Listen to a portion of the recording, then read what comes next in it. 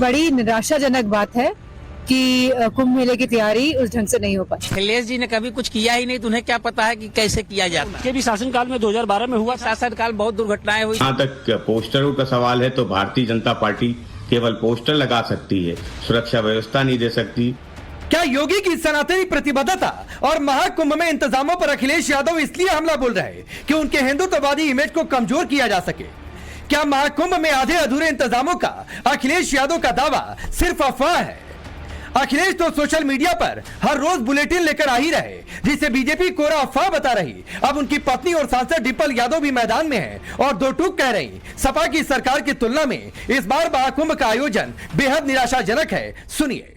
पता चला है कि जिस तैयारी के साथ कुंभ होना चाहिए था उस तरह की व्यवस्थाएं और तैयारियां नहीं हो पाई हैं, और मैं समझती हूँ बड़े खेद की बात है, क्योंकि उत्तर प्रदेश एक बहुत बड़ा प्रदेश होने के साथ साथ हमें पूरी उम्मीद थी, क्योंकि भारतीय जनता पार्टी की सरकार है, तो ये जो समाजवादी पार्टी की व्यवस्था जब महाकुंभ हुआ था, जो समाजवादी की सरकार थी, तो उससे बेहतर व्यवस्थाएं कर पाएगी ये सरकार। लेकिन बड़ी निराशाजनक बात है कि कुंभ मेले की तैयारी उस ढंग से नहीं हो पाई। डिम्पल यादव सपा सरकार में हुए महाकुंभ से इस बार के महाकुंभ की तुलना कर रही और इसे निराशाजनक बता रही, लेकिन सपा के इस दावे का सच खुद जनता ने ही बता दिया। व्यवस्था देखिए कितनी अच्छी व्यवस्था है, देखिए साफ सड़कें हैं, इस लाइट की व्यवस्था कितना एकदम पूरा। अखिलेश जी कह रहे हैं कि भाई व्यवस्था ही नहीं हो पा रही है, व्यवस्था ही नहीं। अखिलेश जी कहने से नहीं होता है ना। कभी कुछ व्यवस्था खुद की ही हाँ, क्या कह रहे हैं? पता चले। अखिलेश जी कह रहे हैं कि व्यवस्था हो ही नहीं रही है। अखिलेश जी ने कभी कुछ किया ही नहीं, तो उन्हें क्या पता है कि कैसे किया जाता है। उनके भी शासनकाल में 2012 में हुआ, शासनकाल बहुत दुर्घटनाएं हुई थी, बहुत सारे लोग मरे थे, और वो मिसमैनेजमेंट का एक बहुत बड़ा एग्जाम्पल है कि एक स्टेशन पे हमारा फ्लाईओवर पूरा टूट गया था, उसमें बहुत सारे लोग मरे थे। तो अखिलेश जी को खुद जो ABCD नहीं पता है चीजों की, वो दूसरे के ऊपर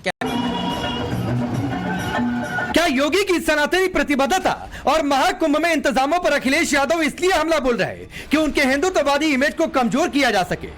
क्या महाकुंभ में आधे अधूरे इंतजामों का अखिलेश यादव का दावा सिर्फ अफवाह है?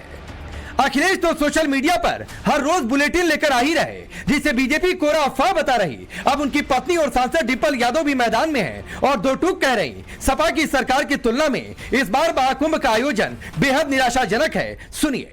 पता चला है कि जिस तैयारी के साथ कुंभ होना चाहिए था उस तरह की व्यवस्थाएं और तैयारियां नहीं हो पाई हैं, और मैं समझती हूँ बड़े खेद की बात है, क्योंकि उत्तर प्रदेश एक बहुत बड़ा प्रदेश होने के साथ साथ हमें पूरी उम्मीद थी, क्योंकि भारतीय जनता पार्टी की सरकार है, तो ये जो समाजवादी पार्टी की व्यवस्था जब महाकुंभ हुआ था, जो समाजवादी की सरकार थी, तो उससे बेहतर व्यवस्थाएं कर पाएगी ये सरकार।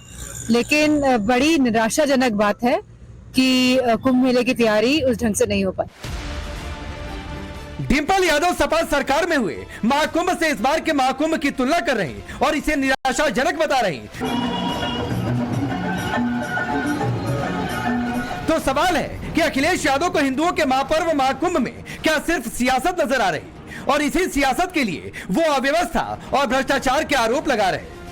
सवाल ये भी कि डिम्पल और अखिलेश यादव अपने कार्यकाल के दौरान जिस महाकुंभ के भव्य आयोजन से योगी सरकार को आईना दिखा रहे, उसकी कड़वी सच्चाई भूल गए क्या?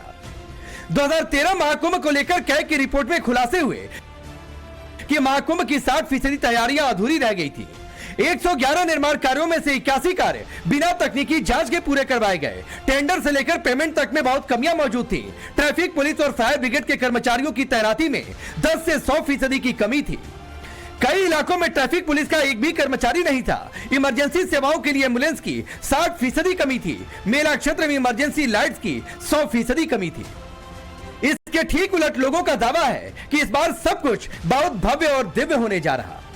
तो मैंने 36 साल पहले का भी जो है कुंभ देखा था, मतलब उसमें मैंने स्नान किया, और मैं 15 दिन मैंने उसमें उस समय भी मैंने अटेंड किया था।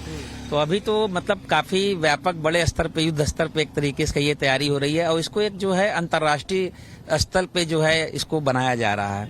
अपने शहर का डेकोरेशन वगैरह सब कुछ इतनी अच्छी लग रही, सजावट वगैरह, हमको बहुत खुश है देख के। हम मेरे ख्याल से जनवरी में किसी भी भक्त को या किसी को यहाँ दिक्कत नहीं होनी चाहिए। जो भी लोग आ रहे हैं पे या जो भी आएंगे, ऐसा कोई व्यक्ति नहीं हो सकता कि जिसको उसके अनुसार, उसके स्वभाव के अनुसार उसकी व्यवस्था यहाँ ना मिले। हम तो आमंत्रित करें अखिलेश जी, आइए सनातन के दुनिया के महापर्व में, जो श्रद्धा का दुनिया का सबसे बड़ा महापर्व है, इसमें आइए, गंगा मैया की डुबकी लगाइए, अपने पाप से मुक्त होइए, पुण्य कमाइए।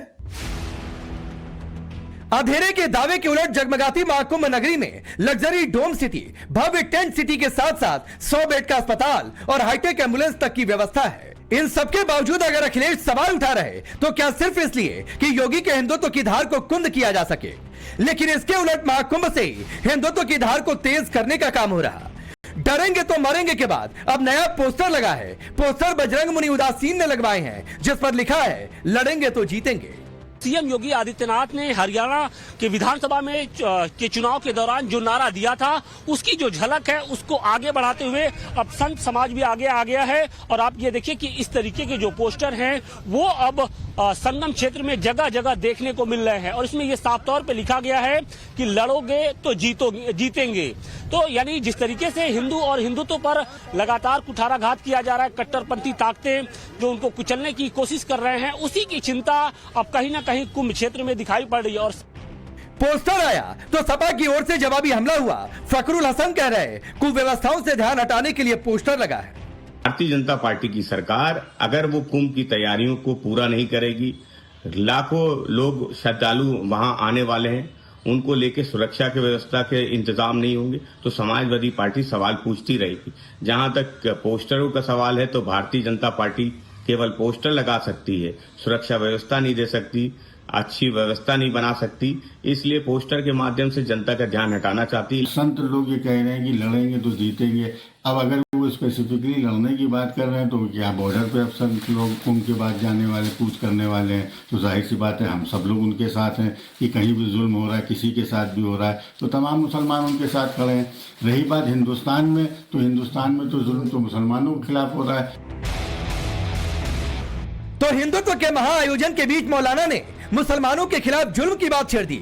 ऐसी ही बात असदुद्दीन ओवैसी कर रहे जिन्हें यूपी के ही संभल में बन रही पुलिस चौकी खल रही। संभल की शाही जामा मस्जिद के सामने पुलिस चौकी बन रही है। कल नींव खुदी, आज भूमि पूजन हुआ, लेकिन पत्थरबाजों की वकालत करने वाले भाईजान को ये चौकी चुभने लगी। ओवैसी ने सोशल मीडिया पर लिखा, संभल की जामा मस्जिद के सामने पुलिस चौकी बनाई जा रही है। मुल्क के किसी भी कोने में चले जाइए, वहां की सरकार ना तो स्कूल खुलवाती है ना अस्पताल। अगर कुछ बनाया जाता है तो वो है पुलिस चौकी और शराब खाने। सरकार के पास किसी और चीज के लिए पैसे नहीं होते, बस पुलिस चौकी और शराब खाने के लिए पैसे होते हैं। पुलिस चौकी से किसी को दिक्कत ये समझ से परे है, लेकिन सवाल है क्या ये भड़काऊ सियासत का हिस्सा है? हिंदू एकता के लिए नारे लगेंगे तो मौलाना मुसलमानों पर जुल्म की बात क्यों कर रहे हैं? सवाल यह भी कि संभल में पत्थरबाजों की हिमायती सपा महाकुंभ की आड़ में क्या तुष्टीकरण का खेल खेल रही? Bureau report, times now Bharat.